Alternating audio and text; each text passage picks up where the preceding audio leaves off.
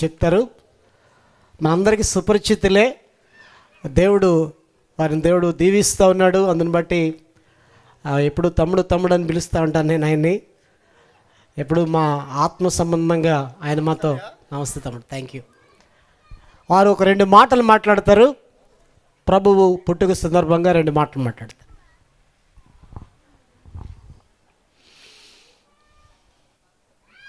అందరికీ వందనములండి. ఈరోజు ఈ క్రిస్మస్ దినాలు ఈ యొక్క జయనమ్మ కాలనీలో పెట్టడం మాకు ఎంతో సంతోషకరం ఉంది. ఈరోజు ఇంతమంది ప్రజల్లో వచ్చి నాకు ఆహ్వానించడం అంటే మామూలు విషయం కాదు. అన్నకి వందనాలు. అలాగే మా యొక్క కమిటీ సభ్యులందరూ కూడా పేరు పేరున ధన్యవాదాలు. నా ఎదురుగా ఉన్న ఇంతమంది ప్రజల్ని ముందు మాట్లాడడం నాకు ఎంతో గొప్పగా అనిపిస్తుంది. ఈ యొక్క కార్యక్రమానికి వచ్చినందుకు నాకు హ్యాపీ అనిపిస్తుంది. ఉంటాను. Thank you.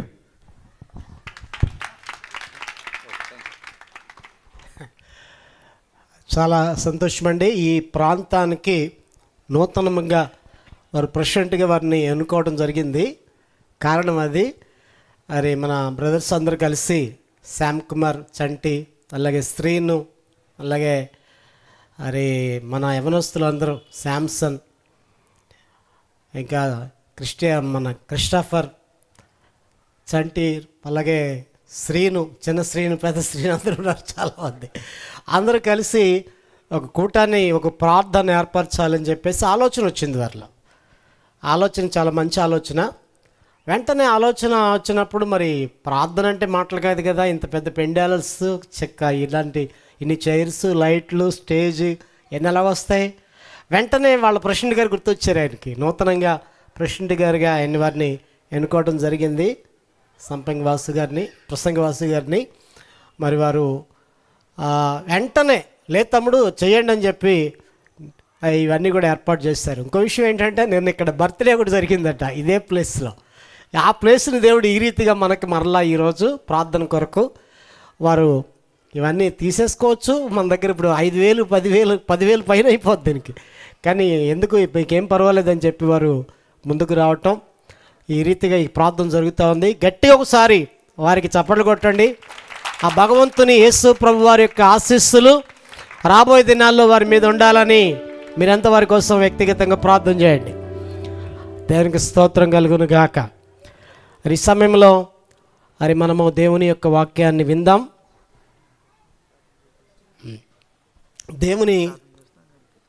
దేవుని వాక్యాన్ని వెనక మునుపు చిన్నపిల్లల కార్యక్రమం కూడా ఉంది.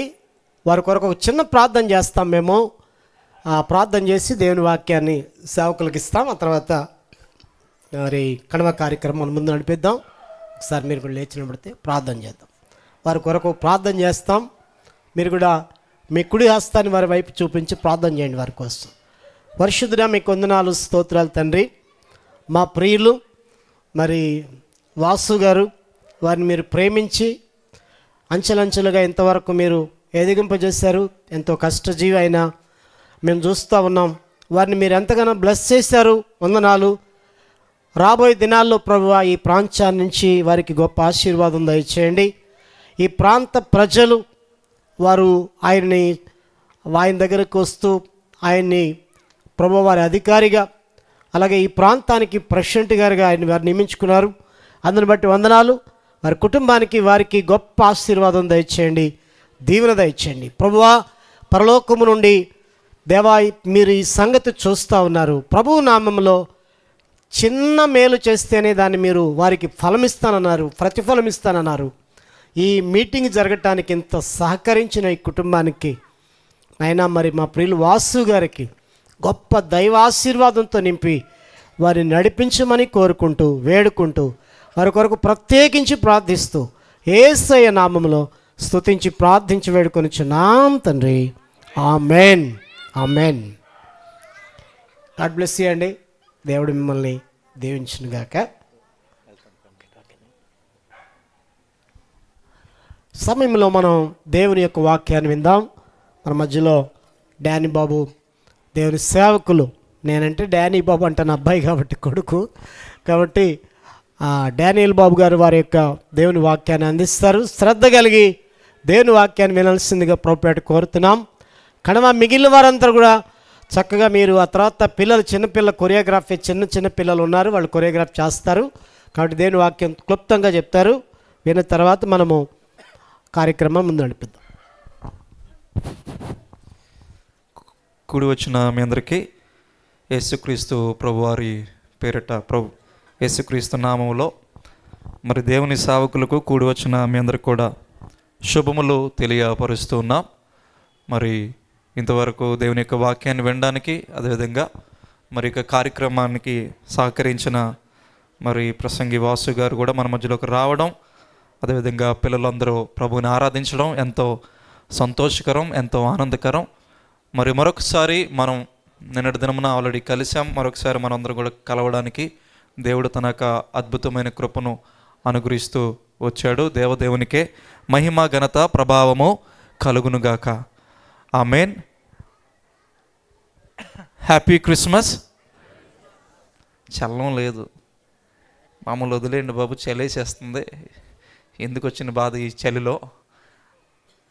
అందుకనే మీ కొరకు పైన ఈ కవరింగ్ చేశారు, అయినా చలనం రావట్లేదు మీలో. Happy Christmas. ఇంకొంచెం వచ్చింది, ఇంకొకసారి హ్యాపీ క్రిస్మస్. ఓకే. సో నేను కూడా ఎక్కువసేపు చెప్పనండి. చాలామంది నాన్నగారు చెప్పగానే అబ్బా అయిపోయింది అప్పుడే అని చెప్పి లోపల నుంచి ఆనందం బయటికి ఉబ్బికి తన్నుకొని బయటకు వచ్చేస్తుంది చాలామందికి. అప్పుడే అయిపోయిందా, ఇంత చక్కగా ఇలా చెప్తే సరిపోతుంది కదా అని చెప్పి అనుకుంటున్నారు. మరి ఇంత అన్నం తింటే సరిపోద్ది కదా రోజు? ఇంత బిర్యానీ, ఇంత అన్నం, ఇంత ఇన్ని 2 ముక్కలు వేసుకుంటే అయిపోతుందా? అవుతుందా? అస్సలు కుదరదు, మనకి అస్సలు కుదరదు. కానీ దైవికమైన ఆహారం దగ్గరికి వచ్చినప్పటికీ అయిపోతే పోలే అని అనుకుంటా ఉంటారు. సరే, అయినప్పటికీ నేను త్వరగానే ముగించేస్తాను. మనం 9 కానీ పెట్టుకున్నాం. 9 లోపే, దానికంటే ముందుగానే నా వాక్యం త్వరగా నేను ముగిస్తాను. ఎందుకంటే పిల్లల కొరియోగ్రఫీ 1-2 పాటలు. ఎన్ని పాటలు ఉన్నాయండి పిల్లలవి? 2 పాటలే, అంటే ఒక 10 నిమిషాలు టైం పడుతుంది అంతే. సో నేను త్వరగానే ముగిస్తాను. సామెతల గ్రంథం 18వ అధ్యాయం. కొన్ని నిమిషాలు మనం దేవుని యొక్క వాక్యాన్ని మనం విందాం. 18వ అధ్యాయం సామెతల గ్రంథం 10వ వచనం. సామెతల గ్రంథం 18వ అధ్యాయము 10వ వచనం మనమందరం కూడా కలిసి చదువుదాం. అందరు కలిసి చదువుదామండి. యెహోవా నామము బలమైన దుర్గము, నీతిమంతుడు అందులోనికి పరిగెత్తి సురక్షితముగా ఉండును. దేవుని నామమట బలమైన దుర్గము. The name of the lord is a strong tower. శ్రద్ధగా విందాం, పిల్లలు అల్లరి చేయకూడదు, వెనకాల కూడా ఎవరు మాట్లాడకూడదు. పరిచయం చేస్తున్న వారు కూడా వాక్యాన్ని వినడానికి ప్రయత్నం చేయండి. The name of the lord is a strong tower. దేవుని నామం అంట ఎటువంటిది చెప్పండి? బలమైన దుర్గము. ఆయన పేరు బలమైన దుర్గము, ఆయన నామము బలమైన దుర్గము. యెహోవా నామము బలమైన దుర్గము. అందుకే ఆయన నామమునికి ఏమని పేరంటే అన్ని నామముల కంటే పై నామము. అన్ని నామముల కంటే ఏ నామము చెప్పండి? ఘనమైన నామం. సో ప్రతి సంవత్సరం కూడా ఇక్కడ ఘనంగా కూడిక నిర్వహించబడుతూ ఉంది. కానీ ఈసారి కొంచెం మరి ఆదివారం అనౌన్స్మెంట్ చేయలేకపోయాం. ఎందుకంటే అప్పటికప్పటికే ఒక 2 days బ్యాక్లో ఇది ఖరారైంది, నిర్ధారణ అయింది ఈ కూడిక ఉంటుందని. అయినప్పటికీ మీరందరూ కూడా వచ్చారు. నా ఆలోచన ఏంటంటే వచ్చే సంవత్సరం నుంచి ఎట్లా కాదు, ఒక డేట్ ఫిక్స్ చేసుకొని ఆ డేట్లో ప్రతి సంవత్సరం ఈ యొక్క ప్రాంతంలో ఇక్కడ కూడిక తప్పనిసరిగా ఏమవ్వాలి చెప్పండి? జరగాలి. అంత మాత్రమే కాదు, నా కోరిక ఇంకొకటి కూడా ఉంది, చాలా పెద్ద కోరిక. వచ్చిన వారందరికి కూడా భోజనం పెట్టాలి. చికెనే అవసరం లేదు, సాంబార్, వైట్ రైస్, పచ్చడి, బంగాళదుంప చాలు. వచ్చిన వారందరికీ పెట్టాలి. అప్పుడు కూడికకు అనేక మంది వస్తారు, అనుజనులు వస్తారు, దేవుని వాక్యాన్ని వింటారు, ఆనందిస్తారు, వెళ్ళిపోతారు. ఎందుకంటే వంటలన్నీ చేసుకొని సిద్ధపరచుకొని ఇక్కడికి వచ్చి మరలా ఇంటికి వెళ్ళి భోజనం చేసి మరలా పండుకునేటప్పటికి చాలా టైం అవుతుంది. సో నా ఆశ ఇదనమాట. సో మీరందరూ కూడా ఆలోచన చేయండి. నెక్స్ట్ ఇయర్ నుంచి ఎట్లా కాదు, చాలా ఘనంగా ముందుగానే ఒక 4 రోజుల ముందు నుంచే మనం ఘనంగా ప్రమోషన్స్ అన్నీ చేసుకొని అందరికీ తెలియపరిచి పాంప్లెట్లు పంచి అన్ని చోట్ల అంటించి, ఎవరైనా అవసరమైతే ఒక స్పీకర్ని పిలిపించి ఘనంగా జరిగించాలి. ఎందుకంటే ఈ ప్రాంతంలో అనేక మంది దేవుణ్ణి ఎరుగక, క్రిస్మస్ సంతోషం లేక, క్రిస్మస్ ఆనందం లేక అనేక మంది ఏమవుతారు చెప్పండి, జీవిస్తున్నారు. ఎందుకు క్రిస్మస్ మీటింగ్స్ పెడతారు? ఆ బలమైన దుర్గాన్ని గురించి చెప్పాలని.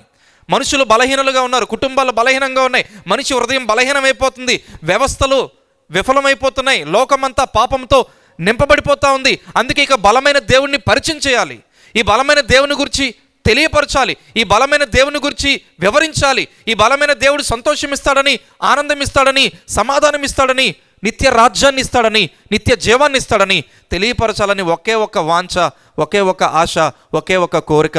అందుకే ఇటువంటి కూడికలు పెట్టడానికి మేము ఆలోచన చేస్తూ ఉంటాం. సో మీరు కూడా దేవుని ప్రజలుగా ఇటువంటి కూడికలు పెట్టండి పాస్టర్ గారు, ఎప్పుడు, ఎక్కడ అని చెప్పి పరిచర్యలో, ప్రార్థనలో, పోరాటంలో, ప్రయాసలో, ఇచ్చుటలో, అన్ని విషయాల్లో కూడా మీరు కూడా ఏమవ్వాలంటే పాలిభాగస్తులు కావాలి. అయితే ఇక్కడ మనం చూస్తున్నాం, యెహోవా నామం ఎటువంటిదో చెప్పండి? బలమైన దుర్గము, బలమైన కోట, ఆశ్రయ స్థానము, శరణ్యము, రక్షణ స్థలము, భద్రపరిచే స్థలము, బలమైన ఆశ్రయము, కొండ, కోట, ఆయన నామము బలమైన దుర్గము. అందుకే మహారాజు అయిన దావీదు కీర్తన 18లో అంటాడు, యెహోవా నా శైలము, యెహోవా నా కోట, యెహోవా నా కొండ. అంటే దేవుని నామం బలమైన దుర్గం అంటే ఆ మాటకు అర్థం ఏంటంటే దేవుడే. మరలా నామం అంటే ఇంకేదో అనుకోకండి, ఒక పేరు ఆ వ్యక్తిని ఏం చేస్తుంది? నా పేరేంటండి డానియల్, అది ఎవరిని సూచిస్తుంది? నన్నే సూచిస్తుంది. సో దేవుని నామం బలమైన దుర్గం అంటే అర్థం ఏంటంటే దేవుడే బలమైన దుర్గము, దేవుడే రక్షణ దుర్గము, దేవుడే సహకారి, దేవుడే ఆధారం, దేవుడే ధైర్యం, దేవుడే రక్షణకర్త, దేవుడే శరణ్యం, దేవుడే సమస్తం. అందుకే కీర్తనలో 18లో అంటాడు దావీదు, యెహోవా నా శైలము, నా కోట, నన్ను రక్షించువాడు, నా కేడము, నా రక్షణ శృంగము, నా ఉన్నత దుర్గము, నా దేవుడు, నేను ఆశ్రయించి ఉన్న నా దుర్గము.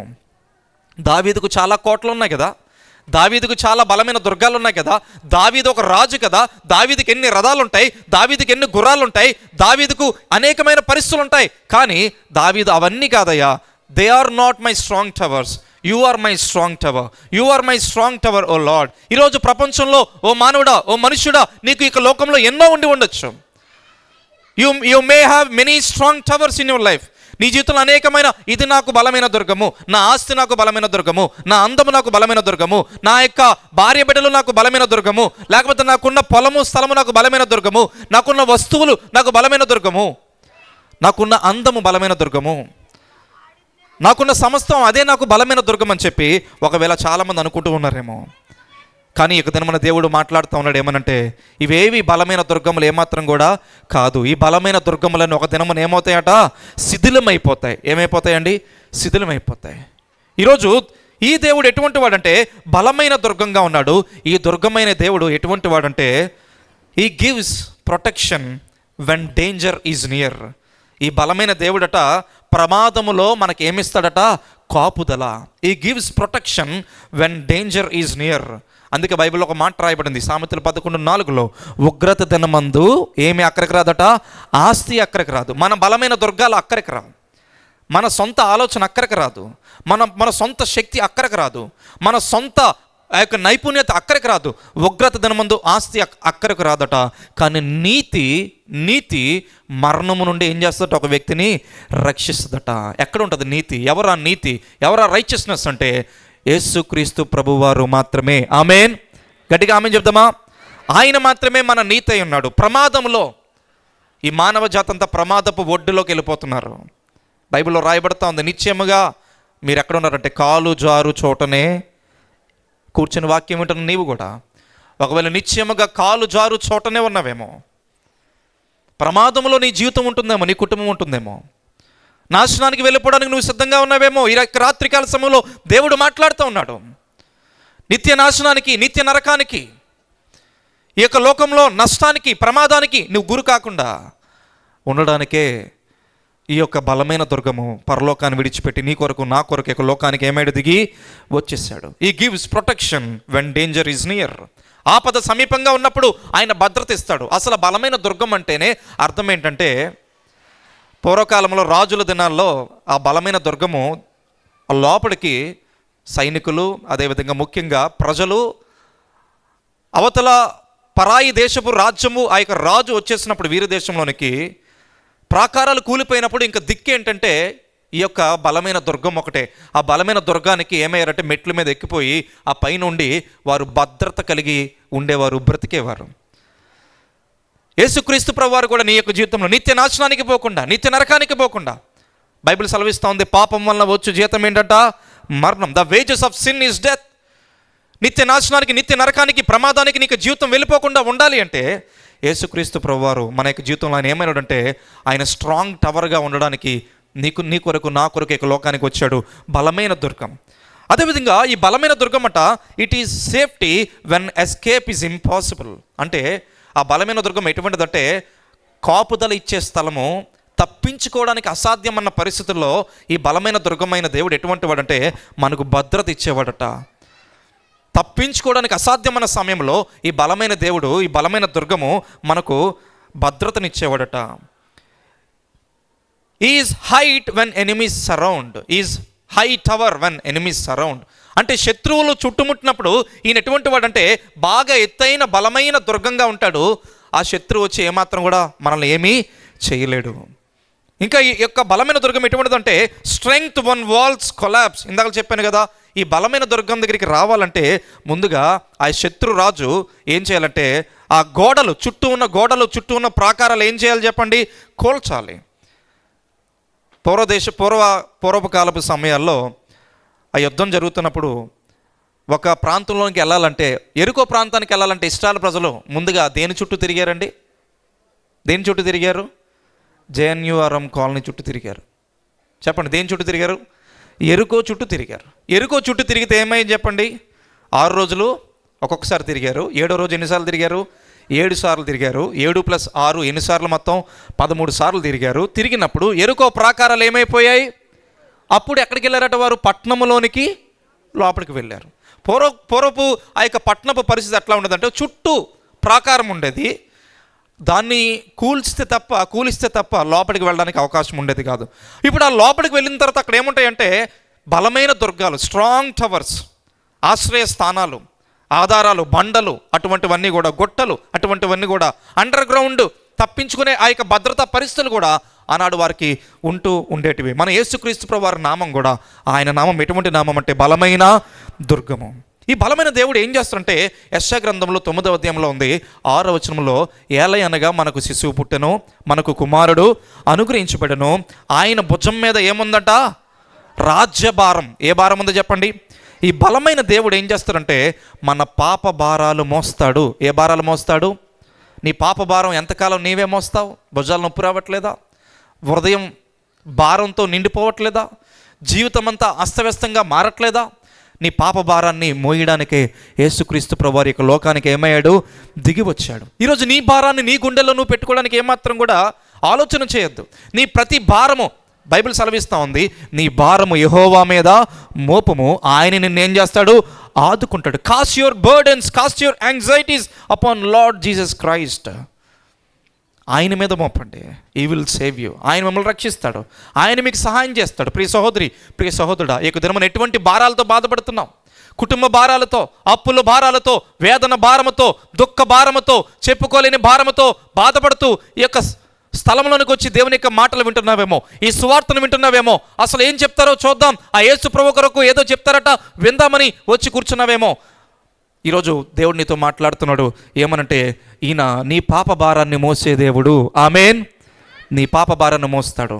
నా పాప భారము ఎంత గొప్పదైనా, ఎంత ఘోరమైనదైనా, ఎంత ఘోరమైన పాపమును చేసిన వ్యక్తివైనా, నీ దుఃఖము, నీ శ్రమ, నీ యొక్క పరిస్థితి ఎంత దారుణమైనదైనా, ఎంత ఘోరమైనదైనా, నీ ప్రతి భారాన్ని మోసే దేవుడు ఆయనే. ఎందుకంటే ఆయనకు ఒక పేరు, ఒక టైటిల్ ఇవ్వబడింది. ఏమనంటే ఆయన భుజం మీద ఏముందట? రాజ్యభారం ఉందట. ఆయన పాప భారాలు మోసే దేవుడు. ఎవరు మోస్తారండి మన పాప భారాలు? మన తప్పులు ఎవరు భరిస్తారు? భర్తే భరించడు కదా, భార్య భరించదు కదా. కానీ బాప్తిస్మ ఇచ్చే యోహాను అంటాడు, is the lamb of God who carries away the sin of the world. ఆయన ఇగో లోక పాపములను మోసుకొని పోవు దేవుని గొర్రెపిల్ల. ఈరోజు నీ పాప భారాలు మోయడానికి ఇష్టపడుతున్నాడు. రెండోదిగా ఈ యొక్క బలమైన దుర్గం ఎటువంటి వాడు అంటే మన యొక్క పాప భారాలు మోసేవాడు. మన దుఃఖ భారాలు మోసేవాడు, మన వేదన భారాలు మోసేవాడు, మన అప్పుల భారాలు మోసేవాడు, మనం చెప్పుకోలేని భారాలు కూడా ఈ దేవుడు మోసేవాడు.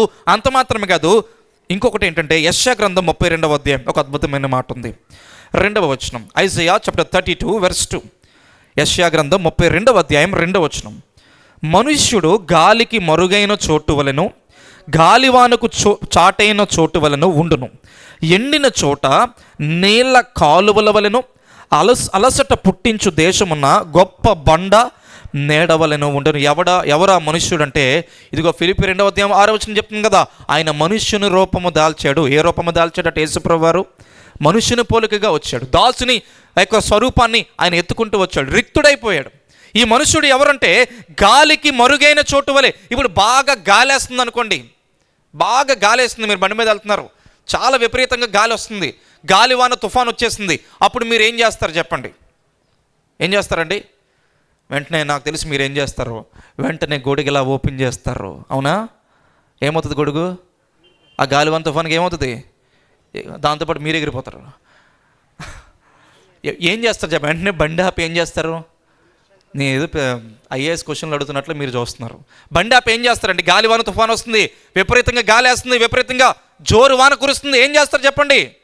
ఏం చేస్తారు? బండి ఆపి ఆ ప్రక్కన బస్ స్టాప్ షెల్టర్ కానీ లేకపోతే ఏదన్నా ఆ యొక్క మరుగైన చోటు ఏదైనా ఉందేమో చెప్పి అక్కడికి వెళ్ళి దాగుకుంటారు. ఆ వర్షం తగ్గే వరకు, ఆ తుఫాన్ ఆగే వరకు. యేసుప్రభువు ఎటువంటి వాడంటే ఆ మురుగైన చోటు. నీ జీవిత గాలివాన తుఫానుల్లో నీ పాపభారం మోయడం మాత్రమే కాదు, కొన్నిసార్లు ఎమర్జెన్సీ పరిస్థితులు వస్తాయి, తెలియని పరిస్థితులు వస్తాయి, ఏం చేయాలో అర్థం కాలేని పరిస్థితులు మన జీవితంలో సంభవిస్తూ ఉంటాయి. అటువంటి పరిస్థితుల్లో ఈ దేవుడు ఎటువంటి వాడంటే మన యొక్క జీవితంలో ఆయన మరుగైన చోటు వలె ఉంటాడట, గాలివానకు చాటైన చోటు వలె ఉంటాడట. ఎండిన చోట ఆయన ఎట్లా ఉంటాడట? ఎండిన చోట నేళ్ల కాలువల వలె ఉంటాడట. ఇంకా అక్కడ అన్నాడు, అలసట పుట్టించు దేశమున ఎలా ఉంటాడట? గొప్ప బండ నీడ వలె ఉంటాడట. ఈయన ఎటువంటి వాడంటే బలమైన దుర్గమైన దేవుడు. ఈనాడు అనేక మంది అలిసిపోతూ ఉన్నారు. నాట్ ఓన్లీ ఫిజికల్ బర్డెన్, భౌతిక సంబంధంగా అలసిపోవడం కాదు, వారి జీవితాల్లో మానసికంగా ఆధ్యాత్మికంగా అలసిపోతూ ఉన్నారు. అలసిపోయిన జీవితాలు, విసిగి వేసారిపోయిన జీవితాలు, కుమిలిపోయిన జీవితాల్లో అనేక మంది జీవిస్తూ ఉన్నారు. కానీ దేవుడు అంటున్నాడు ఇక రాత్రికాల సమయంలో అలసట పుట్టించు దేశమున మన దేవుడు ఎటువంటి వాడట? గొప్ప బండ నేడవలే ఉన్నాడట. ఈరోజు అలసిపోయావు నీ యొక్క జీవితంలో. ఒక గొప్ప బండ నేడవలే ఉండేవారు ఎవరంటే మన రక్షకుడు, మన దేవుడు. ఒక గొప్ప బండ నేడవలే నీ జీవితంలో ఉండడానికి ఆయన ఇష్టపడుతున్నాడు. మన పాప భారాలు మోసే బలమైన దుర్గము, ఒక గొప్ప బండ నేడవలే ఉండే బలమైన దుర్గము. ఇంకా అక్కడ ఇంకొక మాట మనం చూద్దాం. లోకా సువార్త 1వ అధ్యాయము 68వ వచనం మనం చూస్తే ఆయన రక్షణ శృంగమట. ఏ శృంగం అండి? రక్షణ శృంగము. లోకా సువార్త 1వ అధ్యాయం 68వ వచనం మనం చూస్తే, ప్రభువైన ఇశ్రాయేలు దేవుడు స్తుతించబడును గాక, ఆయన తన ప్రజలకు దర్శనమిచ్చి వారికి విమోచన కలుగజేసెను. తన సేవకుడైన దావీదు వంశమునందు మన కొరకు ఏం మూలిపించాడట? రక్షణ శృంగమును. ఆ రక్షణ శృంగమును దేవుడు మనకు అనుగ్రహిస్తూ వచ్చాడట. ఈరోజు మన యొక్క జీవితంలో రక్షణ శృంగమైన బలమైన దుర్గంగా ఉన్నాడు. బైబిల్ సెలవిస్తూ ఉంది, ఆకాశం క్రింద ఇవ్వబడిన మనుషుల్లో మరి ఏ నామంలో కూడా ఏమి లేదట? రక్షణ లేదు. ఈ నామమునే రక్షణ, ఈ నామములోనే క్షమాపణ, ఈ నామములోనే పరలోకం, ఈ నామములోనే మనకు జీవితములకు విడుదల, ఈ నామములోనే దెయ్యములు లోబడతాయి, ఈ నామములోనే పరిశుద్ధత ఉంది, ఈ నామములోనే మనకు జీవితంలో సార్థకత ఉంది. ఈ నామము ఏ నామం అంటే అన్ని నామముల కంటే ఘనమైన నామం. ఈ బలమైన దుర్గమైన దేవుడు పాప భారాలు మోస్తాడు. నీ యొక్క పాపభారం, నా యొక్క పాపభారం. ఈ బలమైన దుర్గమైన దేవుడు గొప్ప బండ నీడవలే ఉండి అలసిపోయినప్పుడు నీకు బండ నీడవలే ఉంటాడు. గాలివాన వచ్చినప్పుడు మరుగైన చోటుగా ఉంటాడు. గాలివాన తుఫాను వచ్చినప్పుడు చాటైన చోటుగా ఉంటాడు. రక్షణ శృంగముగా ఈ బలమైన దేవుడు, బలమైన దుర్గమైన దేవుడు ఉండడానికి ఇష్టపడుతున్నాడు. ఈరోజు నీ యొక్క జీవితంలో ప్రశ్న ఏంటంటే, అన్నాడు సామెతల్లో మనం చూసినప్పుడు 18వ అధ్యాయంలో మనం చదువుకున్న భాగంలో 10వ వచనంలో, యెహోవా నామము ఎటువంటిదట? బలమైన దుర్గము. యెహోవా నామం బలమైన దుర్గము. నీతిమంతుడు అందులోనికి పరిగెత్తి ఏమవుతాడట? సురక్షితముగా ఉంటాడట.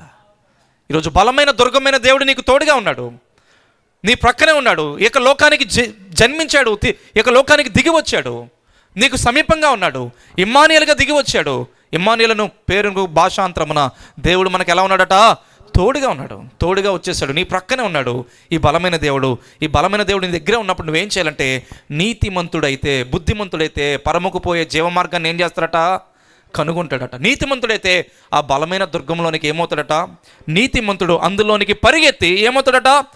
సురక్షితముగా ఉంటాడు. ఈరోజు నీ యొక్క జీవితంలో అదే సామెతల గ్రంథం 18వ అధ్యాయంలో మనం చూస్తే, అదే సామెతల గ్రంథం 18వ అధ్యాయం 11వ వచనం కూడా మనం చూస్తే, బలమైన దుర్గాన్ని చాలామంది ఆశ్రయించట్లేదట. 11వ వచనంలో, ధనవంతునికి వాని ఆస్తి ఏంటంట? ఆశ్రయ పట్టణం. వాని దృష్టికి అది ఎలా ఉందట? అది ఎత్తైన ప్రాకారం. ధనవంతులకి అంటే దేవుడు కాకుండా ఈ లోకంలో ఏది కోరుకున్నా వారు ధనవంతులే. దేవుడు కాకుండా ఒకళ్ళ అందాన్ని ప్రేమించావనుకో, దేవుని కాకుండా కులాన్ని ప్రేమించావనుకో, దేవుని కాకుండా నీ యొక్క చదువుని ప్రేమించావనుకో, దేవుని కాకుండా నీ ఆస్తి పాస్తులను ప్రేమించావనుకో, దేవుని కాకుండా ఈ లోకంలో మనుషులను ప్రేమించావనుకో, దేవుని కాకుండా ఈ లోకంలో వస్తువులను, ధనమును, వాహనాలను, ఇండ్లను, పొలములను, స్థలములను, మనుషులను, గౌరవాలను, ఘనతలను కోరుకుంటే వారందరూ కూడా దేవుని దృష్టిలో ఎటువంటి వారు చెప్పండి? ధనవంతులే. ఎందుకంటే బైబిల్ చెప్తా ఉంది, మీరు దేవునికిని సిరికిని ఏమవ్వాలట? దాసులు కాలేరు. అయితే మీరు దేవునికి దాసులు అవ్వాలి, లేదా సిరికి దాసులు అవ్వాలి. సో ఇక్కడ అంటున్నాడు ఏమనంటే, ధనవంతునికి వాని ఆస్తి ఏంటంట? ఆశ్రయపట్నం. అంటే అర్థం ఏంటంటే, ఒక ధనవంతుడు ఉన్నాడంట, ఆ ధనవంతుడికి అతనికి ఆస్తి ఏదైనా ఉందంటే, ఆ ధనవంతుడికి బలమైన దుర్గం ఏదైనా ఉందంటే, ఆ బలవంతుడికి ఆ యొక్క ధనవంతుడికి ధైర్యం ఏదైనా ఉందంటే, ఆ ధనవంతుడికి భరోసా ఏదైనా ఉందంటే, అతడు కట్టుకున్న ఆశ్రయపట్టణం అట. అతడు కట్టుకున్న ఏ పట్టణం చెప్పండి? ఆశ్రయపట్టణం. అందుకే ఇందులో మాట చదివించాను, ఉగ్రత దినమందు ఏమి అక్కడికి రాదట? ఆస్తి అక్కడికి రాదు.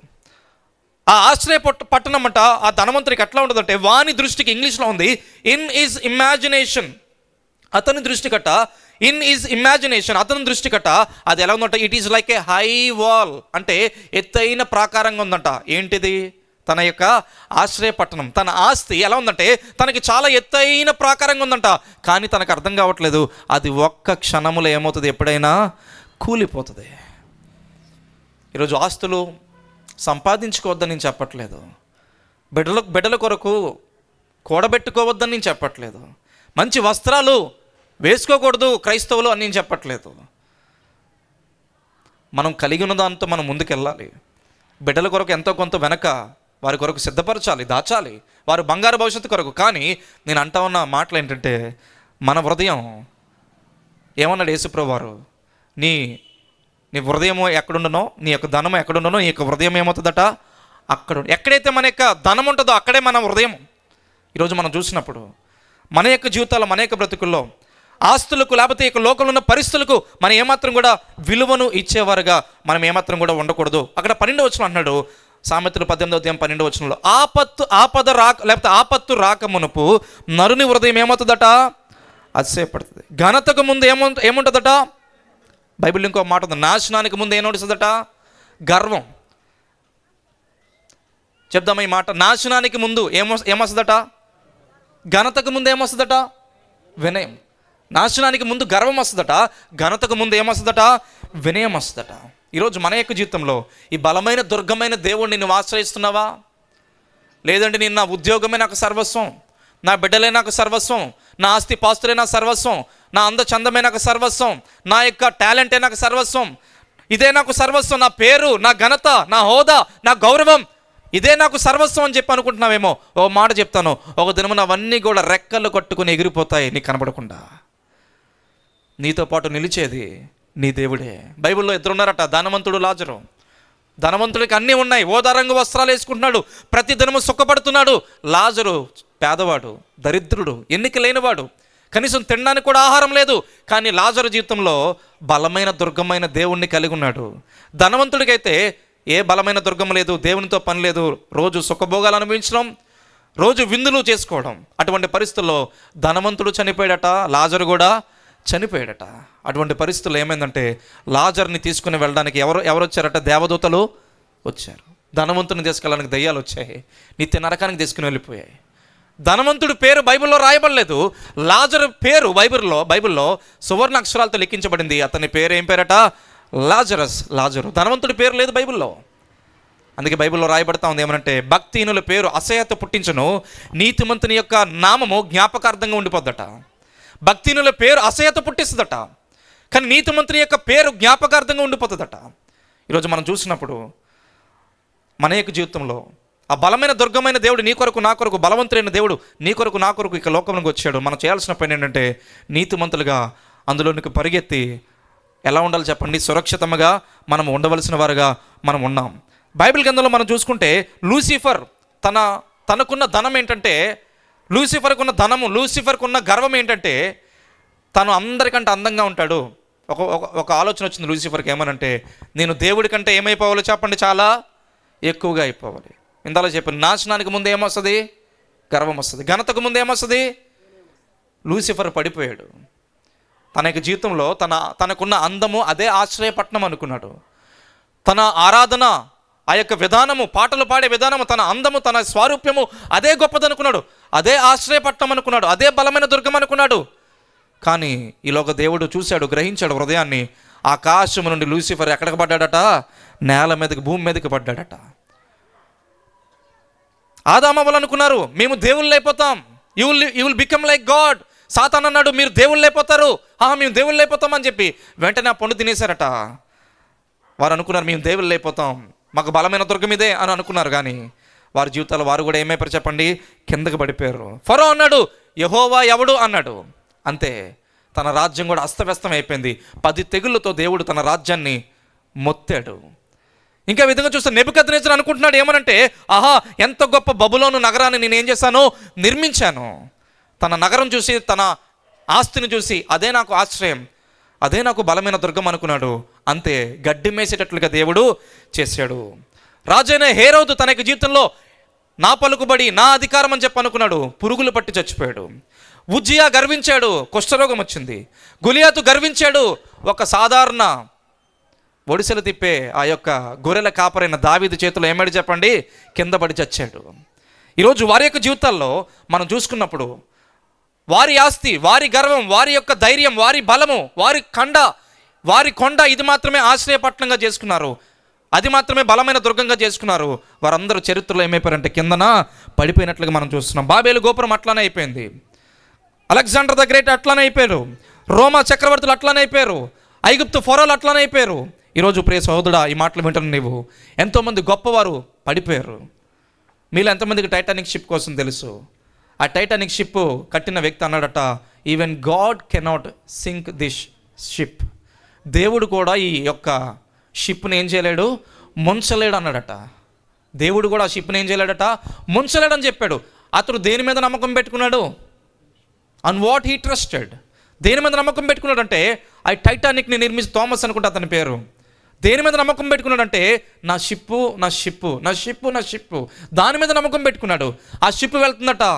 ఏమైందట? షిప్ వెళ్తా ఉన్నప్పుడు ఐస్బర్గ్కి ఢీకుంది. 1500 మంది అట్లాంటిక్ మహాసముద్రంలో ఆ రాత్రికాల సమయంలో ఏమైపోయారు చెప్పండి? ఆ పడవ మునిగి చనిపోయినట్లుగా మనం చూస్తున్నాం. ఈరోజు బైబిల్ గ్రంథంలో మనం చూసుకున్నప్పుడు ఒక అద్భుతమైన వ్యక్తి ఉన్నాడు. నిన్ను ముగిస్తున్నాను. ఒక అద్భుతమైన వ్యక్తి ఉన్నాడు. ఒక వ్యక్తి, అతడు తన జీవితంలో, పిల్లలందరూ వస్తున్నారు, మీరు నా వైపు చూడండి. అతడు తన జీవితంలో, బైబిల్ ఒక ధనవంతుడు ఉన్నాడు. అతడు తన జీవితంలో ఎవరి దగ్గరికి పరిగెట్టుకుని వచ్చాడంటే యేసుక్రీస్తు ప్రభు వారి దగ్గరికి. ఎవరి దగ్గరికి అండి? 3 విషయాలు చెప్పి నేను త్వరగా ముగిస్తాను. అతడు ఎవరంటే శతాధిపతి. ఎవరు చెప్పండి? లోకా సువార్త 7వ అధ్యాయం 2వ వచనం. బలమైన దుర్గమైన యేసుక్రీస్తు ప్రభు వారి దగ్గరికి ఈ శతాధిపతి ఏమైందంటే పరిగెట్టుకుంటూ వచ్చాడు. లోకా సువార్త 7వ అధ్యాయము 2వ వచనం. లోకా సువార్త 7వ అధ్యాయం 2వ వచనం.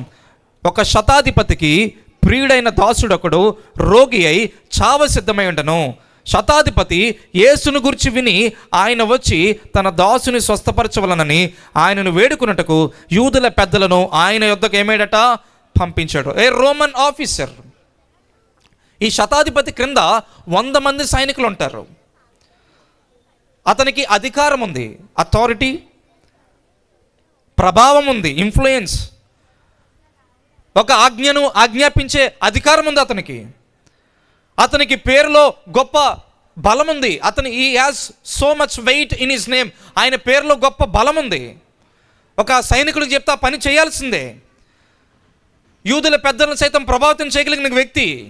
కానీ ఈ ధనవంతుడైన శతాధిపతి జీవితంలో తనకున్న పేరు, తనకున్న పలుకుబడి, తనకున్న ఆస్తి, తనకున్న గౌరవం, తనకున్న ప్రభావం.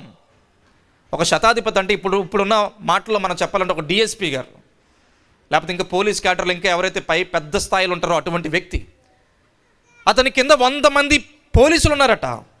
కానీ మనం చూసుకున్నప్పుడు అతడు గుర్తించాడు ఏమనంటే నేను ఎవరి దగ్గరికి వెళ్ళాలి? నా దేవుని దగ్గరికి నేను వెళ్ళాలి. నాకు ఇన్నున్నా సరే నా యొక్క దాసుడు స్వస్థపరచబడడు. నేను బలమైన దుర్గం దగ్గరికి వెళ్ళాలి. ఎక్కడికి వెళ్ళాలి?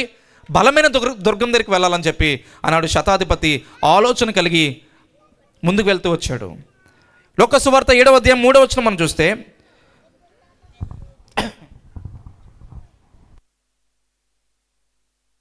లోక సువార్త 7వ అధ్యాయం 3వ వచనం మనం చూస్తే, శతాధిపతి యేసుని గురించి విని ఆయన వచ్చి తన దాసుని స్వస్థపరచవలనని ఆయనను వేడుకొనుటకు యూదుల పెద్దలను ఆయన వద్దకు ఏం చేశాడట? పంపించాడు. మొట్టమొదటి ఒక శతాధిపతి, నా ఆస్తి, నా బలము, నా పేరు ఏది కూడా నాకు సహాయపడదు, నా రోగాన్ని స్వస్థపరచదు, నా పాప రోగాన్ని తొలగించదు, నాకు నిత్య జీవాన్ని ఇవ్వదని చెప్పి ఆనాడు శతాధిపతి గుర్తించాడు. యేసు ప్రభువారి దగ్గరికి తన యొక్క సేవకులను పంపించాడు, తన దాసులను పంపించాడు. రెండోదిగా మనం చూస్తే ఈ శతాధిపతి యేసుక్రీస్తు ప్రభువుని బలమైన దుర్గం దగ్గరికి పరిగెత్తాడు. మొట్టమొదటిగా గుర్తించాడు. ఇక రాత్రికాల సమయంలో నువ్వు కూడా గుర్తించు, నీ సొంత జ్ఞానం, నీ సొంత బలం ఏది కూడా పనికిరాదు.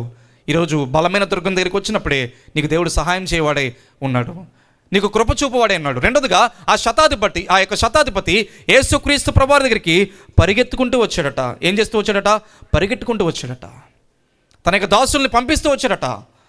అందుకే ఇందులో మనం చూస్తాం, యెహోవా నామం బలమైన దుర్గము, నీతిమంతుడు దానిలోనికి పరిగెత్తుకుని పోయి ఎలా ఉంటాడట? సురక్షితంగా ఉంటాడు. ఈ శతాధిపతి పరిగెట్టుకుంటూ వెళ్ళాడు, తన దాసుల్ని పంపిస్తూ వెళ్ళాడు. మూడోదిగా మనం చూస్తే ఈ యొక్క శతాధిపతి తన జీవితంలో లోక సువార్త 7వ అధ్యాయం 4-5 వచనాలు, లోక సువార్త 7వ అధ్యాయం 4-5 వచనాలు, వారు యేసునొద్దకు వచ్చి నీ వలన ఈ మేలు పొందుటకు అతడు యోగ్యుడు, అతడు మన జనులను ప్రేమించి మనకు సమాజ మందిరము తానే కట్టించనని ఆయనతో చెప్పి మిక్కిలి బతిమాలుకుని. మూడోదిగా యొక్క శతాధిపతి తన యొక్క జీవితంలో గొప్ప పేరు గలవాడు. ఎంత పేరు గలవాడు అంటే మనం చూసినప్పుడు తన జనులను ఏం చేశాడట? యూదులను ఏం చేశాడట? ప్రేమించాడు. సమాజ మందిరాన్ని ఏం చేశాడట? తానే కట్టించాడు. అయినప్పటికీ ఆ శతాధిపతి ఒక ఆలోచన కలిగి ఉన్నాడు. ఏంటంటే ఒక మాట అంటున్నాడు, మందిరాన్ని కట్టించాడు, యూదులను ఏం చేస్తూ వచ్చాడు? ప్రేమిస్తూ వచ్చాడు. అయినప్పటికీ ఇవేమీ కూడా బలమైన దుర్గం దగ్గరికి రావడానికి సరిపోవు. అదే లోక సువార్త 7వ అధ్యాయంలో మనం చూస్తే ఏమన్నాడంటే యొక్క శతాధిపతి ఏమంటున్నాడంటే 6వ వచనం చదువుతున్నాను. కావున యేసు వారితో కూడా వెళ్ళెను. ఆయన ఆ ఇంటి దగ్గరికి వచ్చినప్పుడు శతాధిపతి తన స్నేహితులను చూచి, మీరు ఆయన వద్దకు వెళ్ళి, ప్రభువా శ్రమ పుచ్చుకొనవద్దు, నీవు నా ఇంటిలోనికి వచ్చుటకు నేను పాత్రుడను కాను. ఈ ధనవంతుడైన శతాధిపతి ఎంతగా మారిపోయాడంటే, ముందు తన పేరు, తన యొక్క హోదా అన్నీ ఏదైనా చేస్తాయనుకున్నాడు. కానీ చిన్న రోగం రాగానే గుర్తెరిగాడు, నేను ఎందుకు పనికిరాను అని. అందుకే బైబిల్ రాయబడుతుంది, మన జీవము ఎంతలో కనబడి అంతలో మాయమైపోయి ఉంటుంది మన జీవితం. గడ్డి ఎండిపోతుందట, పువ్వు ఏమవుతుందట? రాలిపోతుందట. ఈరోజు మనిషి గర్వించడానికి ఏమాత్రం కూడా వీలు లేదు. ఈరోజు నువ్వు గుర్తెరుగు, నువ్వు ఎంతటి గనుడవైనా, ఎంతటి గనురాలవైనా, ఆ బలమైన దుర్గమ్మ, బలమైన దేవుడు లేకపోతే నీ యొక్క జీవితంలో నిత్య రాజ్యాన్ని పొందలేవు. ఈ యొక్క జీవితంలో సుఖముతో, సంతోషముతో, శాంతితో, సమాధానంతో బ్రతకలేవు. రెండోదిగా మనం చూస్తే ఆ శతాధిపతి పరిగెత్తాడు. ఏమైనా చెప్పండి? తాను పరిగెత్తకపోయినా తన హృదయం మాత్రం యేసుక్రీస్తు ప్రభువారి దగ్గరికి ఏమైంది? పరిగెత్తింది. బలమైన దుర్గం దగ్గరికి పరిగెత్తింది. మూడోదిగా ఆ శతాధిపతి తను అంటున్నాడు, అయ్యో నేను మందిరాన్ని కట్టించాను, నేను దేవుని ప్రజలను ప్రేమించాను, ఎన్నో మంచి పనులు చేశాను, ఎన్నో పుణ్యకార్యాలు చేశాను, ఎన్నో మంచి కార్యాలు చేశాను, ఎన్నో సత్క్రియలు చేశాను, ఇవన్నీ నన్ను రక్షిస్తాయి, ఇవన్నీ నన్ను పరలోకం చేరుస్తాయి అని చెప్పి అనుకోలేదు. ఒక మాట అంటున్నాడు, ఇన్ని చేసి కూడా ఏమని అంటున్నాడంటే, అయ్యా నీవు నా ఇంట్లోనికి రావడానికి కూడా నేను ఏమాత్రం కూడా పాత్రుణ్ణి కాదయ్యా, నేను అపాత్రుణ్ణి, నేను అయోగ్యుణ్ణి అని చెప్పి అన్నాడు. శతాధిపతి చెప్తా ఉన్నాడు. ఒకటి కోరాడు అన్నాడు శతాధిపతి. ఏంటో చెప్పనా? అయ్యా నీ మాట చాలు. ఏం చాలు? నాతో పాటు చెప్తారా? ఏం చాలు అంటే ఏం చెప్తున్నాడు చెప్పనా? అయ్యా బలమైన దుర్గమైన నీవు నా జీవితంలో ఉంటే చాలు, నాకు ఇంకేం అవసరంలే. ఎవరైనా ఒక వ్యక్తి దగ్గరికి వెళ్ళి నీ మాట ఉంటే చాలయ్యా, అరే నీ మాట ఉంటే చాలరా అంటే అర్థం ఏంటి? ఆ వ్యక్తికి విలువ ఇస్తున్నట్లా, విలువ ఇవ్వలేనట్లా? విలువ ఇస్తున్నట్లా, విలువ ఇవ్వలేనట్లా చెప్పండి. ఆనాడు శతాధిపతి కూడా ఒక మాట చెప్తున్నాడు, ఏమనంటే, అయ్యా నువ్వు మాట మాత్రము సెలవు, యువర్ వర్డ్ ఈజ్ ఎనఫ్, నీ మాట చాలు. అంటే అర్థం ఏంటంటే, దేవా నువ్వు చాలయ్యా, నువ్వు చాలు. నీ నోట్లోంచి వచ్చే మాట, నీ కనుచూపు, నీ కనికరము, నీ కృప, నీ దయ నువ్వు ఉంటే చాలు. అందుకే ఒక అద్భుతమైన పాట ఉంది, నీ ఉంటే నాకు చాలు యేసయ్యా, నీ వెంటే నేను ఉంటా యేసయ్యా. ఈరోజు నీవు కూడా, దేవా నా బలమైన దుర్గం నా శరీరం కాదు, నా యొక్క బలమైన దుర్గం నా బంధువులు కాదు, నా బ్యాక్గ్రౌండ్ కాదు, నా ధనము కాదు, నా బలగం కాదు, నా బంధువులు కాదు, నా ఆస్తిపాస్తులు కాదు, ఈవెన్ నా బిడ్డలు కూడా కాదు, నా భర్త నా భార్య కూడా కాదు. నా బలమైన దుర్గం ఎవరంటే నీవే. గుర్తెరుగుతావా? దేవుని దగ్గరికి పరిగెట్టుకొని వస్తావా? మూడోదిగా, నీ యొక్క జీవితంలో అయ్యో నేను అయోగ్యునని ఎన్ని చేసినా ఐఎమ్ అన్వర్ది అని చెప్పగలుగుతావా? అని చెప్పి ప్రభువా నీవు ఉంటే నాకు చాలు, నీ మాట చాలు, బలమైన దుర్గమని నీవు నాకు చాలు అని నువ్వు చెప్పగలిగితే దేవుడు నీకు గొప్ప కృపను అనుగ్రహిస్తాడు. ఆ దాసుడట ఆ గడియలోనే యేసు ప్రభువారు మాట ప్రకారంగా ఏం చేయబడ్డాడట? ఆ మాట చదువుకుని మనం ముగించుకుందాం. లోక సువార్త 7వ అధ్యాయం 10వ వచనం. పంపబడిన వారు ఇంటికి తిరిగి వచ్చి ఆ దాసుడు స్వస్థపరచబడి ఇండుట కనుగొనిరి. పంపబడిన వారు ఇంటికి తిరిగి వచ్చారట, ఆ దాసుడు ఏం చేయబడ్డాడట? స్వస్థపరచబడ్డాడట. ఈరోజు మన యొక్క జీవితంలో కూడా మన హృదయాలు, మన జీవితాలు, మన కుటుంబాలు స్వస్థపరచబడాలంటే, బలపరచబడాలంటే గుర్తెరుగు, దేవుని దగ్గరికి పరిగెట్టు. మూడోదిగా అయోగ్యుడు అని గుర్తెరుగు. తప్పనిసరిగా ఈ మాట చెప్పు, నీ మాట మాత్రం చాలని. తప్పనిసరిగా దేవుని యొక్క జీవితంలో కనికరం చూపిస్తాడు. ప్రభు సందులో అందరూ లేచినప్పుడు ఒక్క దినము, ఒక్క సమయము, ఒక్క నిమిషము, అందరూ లేచినప్పుడు ఒక్క నిమిషము.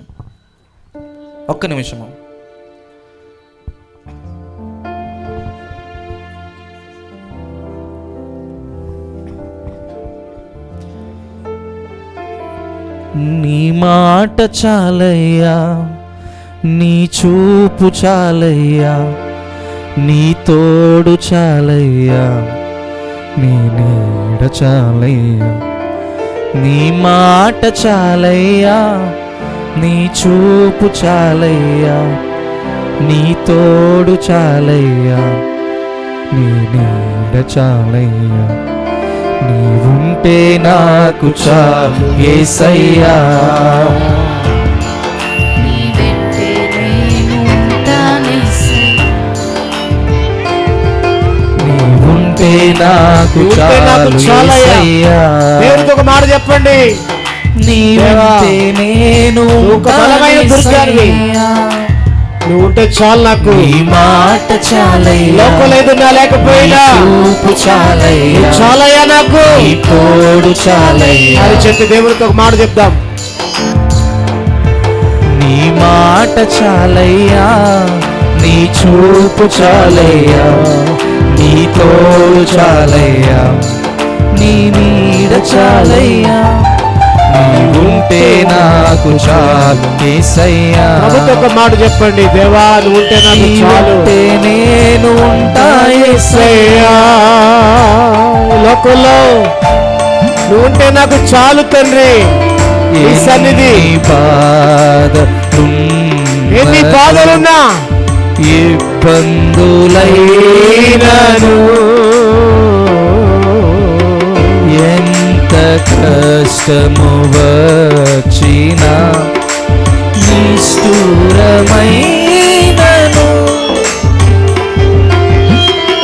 ఎన్ని బాధలున్నను, ఇబ్బందులైనను,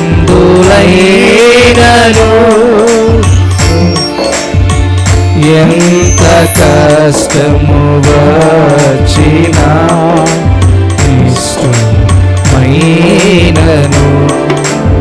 నీ మాట చాలయ్యా, నీ చూపు చాలయ్యా, నీ తోడు చాలయ్యా, నీ నీడ చాలయ్యా, నీ మాట చాలయ్యా, నీ చూపు చాలయ్యా, నీ తోడు చాలయ్యా, నీ నీడ చాలయ్యా. నీవుంటే నాకు చాలు యేసయ్యా,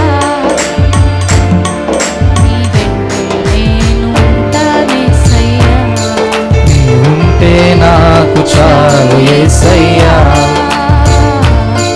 నీ వెంటే నేను ఉంటా యేసయ్యా. ఒక చిన్న తీర్మానం చేసుకుందాం ప్రభు యొక్క సన్నిధిలో. దేవా, శతాధిపతి ఎంతో గొప్ప ధనవంతుడు, ఒక గొప్ప పోలీస్ ఆఫీసర్, తన క్రింద 100 మంది సైనికులు ఉన్నారు. అయినప్పటికీ గుర్తించాడు. ఒక చిన్న రోగం రాగానే తనకు అర్థమైంది, నా జీవితం ఏ పాటిదని, నా గౌరవ ప్రభావాలు ఏ పాటివని గుర్తెరిగాడు, గ్రహించాడు. ఈ యొక్క లోకయాత్రలో మేము వెళ్ళిపోతున్న మా యొక్క జీవితంలో మా అందము శాశ్వతం కాదు, మా ధనము శాశ్వతం కాదు, ఈ లోక పేరు, ఘనత, ప్రఖ్యాతలు, గౌరవ ప్రభావములు శాశ్వతం కాదు. నీవే మాతో శాశ్వతంగా ఉండే దేవుడివి అన్నాడు. శతాధిపతి తన హృదయము బలమైన దుర్గమైన దేవా, నీ పాదాల దగ్గరికి పరిగెట్టుకుంటూ వచ్చింది. ఈనాడు ప్రభా, నీవు బలమైన దుర్గమని నీ పాదాల దగ్గరికి మేము వచ్చినప్పుడు నీ కృపను మేము పొందుకోగలుగుతాం అన్నాడు ప్రభా. శతాధిపతి ఎన్ని మంచి పనులు చేసినా, ఎంతో సహాయం చేసినా, ఎంతో ఖర్చు పెట్టి దేవుని ప్రజలకు ఎంతో సహకారం అందిస్తూ వచ్చిన నా యొక్క నీతి క్రియలన్నీ మురికి గుడ్డల వల్లే ఉన్నాయని ఒప్పుకున్నాడు. నేను అయోగ్యునని తెలుసుకున్నాడు. ఒక మాట చెప్తున్నాడు ప్రభా, నీ మాట చాలని. ఈరోజు ప్రభా, నీ యొక్క సన్నిధిలో ఎవరెవరైతే ప్రభా దేవా నీ మాట నాకు చాలు, బలమైన దుర్గంగా నీవు నాకుంటే చాలు ప్రభా, నీ సహాయం నాకు చాలని ప్రభా ఎవరైతే మొరపెడుతున్నారో, ఎవరైతే ప్రార్థిస్తున్నారో, ప్రియ తండ్రి, ప్రియ ప్రభా, ప్రియ రక్షకుడా, నీకు అత్యధికమైన కృప వారికి జీవితంలో అనుగ్రహించి,